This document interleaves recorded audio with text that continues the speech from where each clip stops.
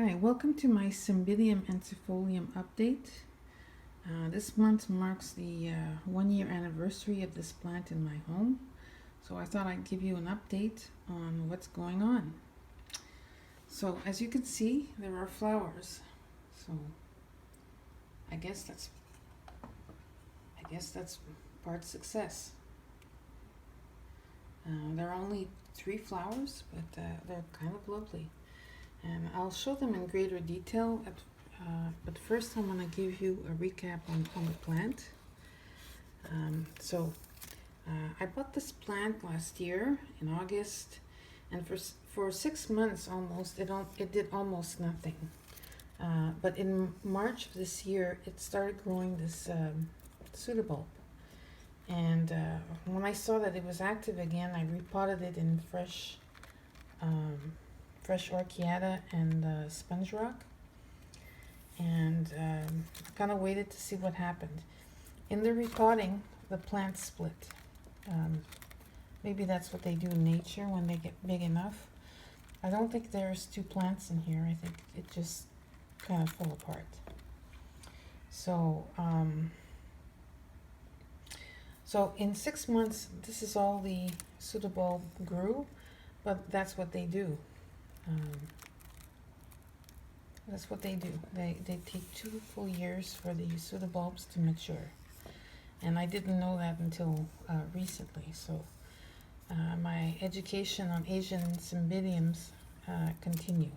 So of course, it is not potted in a traditional Cymbidium pot, as you can see, but for now, this is a makeshift home until I am secure that this plant is happy here. And I guess 1 year, is a good time to decide whether I want to keep this plant or not. So as soon as the flower spike goes, I'm going to repot this plant, because this part here is fairly firm in the pot, so that's probably going to stay in this pot. But the more flimsy part that has the spike is probably going to go into an Asian Cymbidium pot that I have. I will not be using the traditional potting medium for this. I don't know if you've looked at Orchidea's videos recently, but she purchased some Asian Cymbidiums and bought some traditional potting media, and has used those very, very fancy Cymbidium pots, and I have to say that they look absolutely stunning. So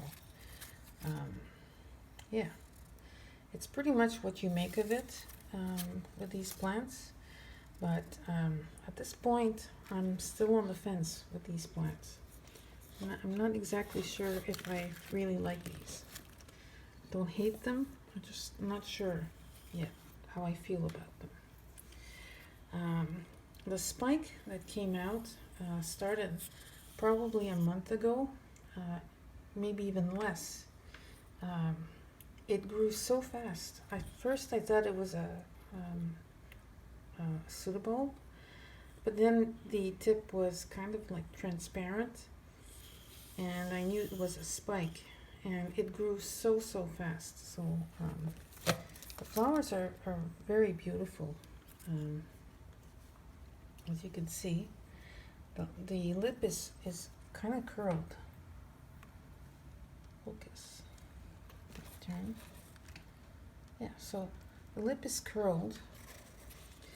And being the Alba form, the flowers are white and green, but you can, if you don't have an Alba form, they will most likely be pink and green, something like that, or orange or something like that. Now, the unfortunate part about this spike, I'm not too disappointed I only got 3 flowers, because this plant really, is kind of transitioning into my home, adapting to my home. So I can't really complain about that. The only sad part is I can't smell the flowers. Um, my spouse tells me that it smells like a very elegant men's cologne. That's his description of it. And my nose is functioning perfectly. I can smell my Hene Papao flowers, which smell like rose. So we just smell different fragrances. So I was told by a grower that you have to train your nose to smell these. And I guess my training continues because I can't smell them. So I expect this spike to last maybe 3 weeks, I think.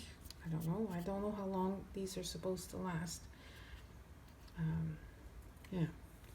So I'm still learning, basically, even after a year. But it is, I guess, some kind of measured success when you have some flowers to show for. So, yeah. Anyways, so that's what it looks like. Cymbidium, ensifolium, Alba, Green Mountain. So, anyways, I hope you've enjoyed this video. And I would encourage people to try ensifolium at least, because that's probably the easiest of the 3 Asian types.